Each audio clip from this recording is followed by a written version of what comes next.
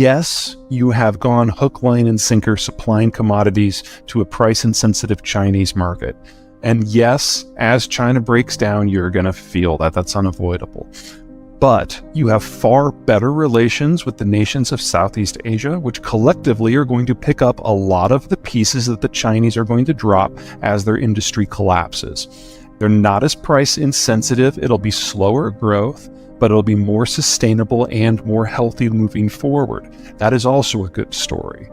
I would also say there's an opportunity here for Australia to do something that it has shunned doing until now, and that's moving up the value-added scale yourself. A lot of those materials processing that the Americans are so paranoid about, guess who's got the raw materials? Guess who has some of the cheapest energy in the world? There's no reason that Australia can't play a role in upgrading the lithium and everything else that the modern world is going to need. And you also have the skill sets to do it. And you can even do it in green power in a way that we can't do it in the United States because your solar potential is so huge. So there are a number of things that suggest to me that we are looking at another couple of solid decades of growth for Australia. If you can get past that financial crisis, you've got to chew through something that's roughly 3 times as bad as what the Americans went through with subprime. And there is no way I can imagine that you're going to do that without a recession. As the world has aged demographically, capital has been available at greater volumes with greater ease at lower rates than any time in human history, and that pretty much defines the last 15, 20 years. And now the people who generated all that capital, the baby boomers as they were moving towards retirement, are moving into retirement. And so the capital costs were always going to skyrocket about right now and continue rising at least into the mid-2030s. We have 15, 20 years of incredibly cheap capital that we now have to process through. And if you look at just the raw data, the United States is probably okay. We seem to have at least learned most of the lesson from the 2008 financial crisis, but Australia hasn't. Australian credit has risen by a factor of 7 since the year 2000. In the case of India, you're talking about 14. In the case of China, you're talking 34. So the idea that we can kind of let the air out of some of these financial bubbles without them popping is probably a bit of a stretch, but the story is absolutely not going to be the same everywhere. This is weird. So I'm not a big fan of the Biden administration's economic policies writ large, but this is one where I think at least they've got the spirit right, even if they've got some of the details wrong. The Inflation Reduction Act, which is a dumb name for what it actually does, seeks to build out processing capacity for a lot of the technologies and especially a lot of the base materials that are required in order to do the green transition. Now, I'm a green, but I'm a green that tends to get uninvited to parties because I can actually do math, and I call people when they're saying bullshit. In the case of what's going on with the Biden administration, though, we are the sunniest first world country after Australia, and we are the windiest first world country. So there is a lot of room in the United States in an economically viable manner to expand our green tech footprint and splice it in with everything else we do. Now, there's 1,000 caveats in that statement about the wheres and the whens and the hows and the how fasts. I think that's a good starting point. The weak point in the American green tech industry is we produce almost none of the base materials and even less of the processed materials. So once the lithium is basically mined and concentrated, it then needs to be turned into lithium metal. That processing step from the powder to the metal, none of that's done here. Very little of the copper harnesses are done. Almost no of the nickel processing is done here, and on and on and on and on.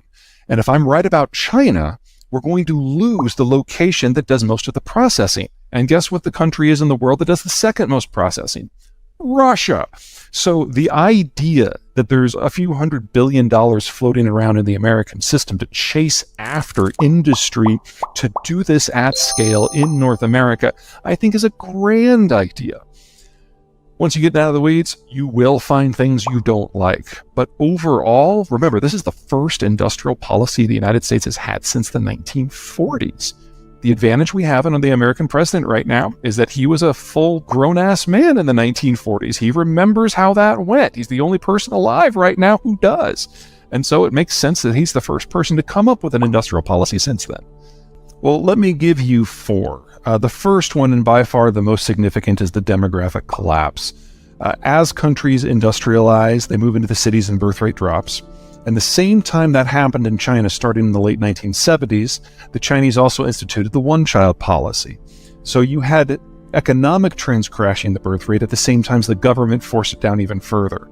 And now in major cities across China, the number of births per woman is below 0.8, which is a historical low for any country in any era. And we're looking at a complete loss of the working class in China in under a decade. And there's not an economic model that works with that at all. So that's number one. There's no negotiating on that one. You can't fix that. Second big problem is that Chairman Xi has executed or exiled or imprisoned everyone within the PRC who's capable of independent thought, and no one wants to bring him information anymore. So if you were going to attempt to have a more dynamic system that thinks forward, thinks ahead, they don't have that anymore.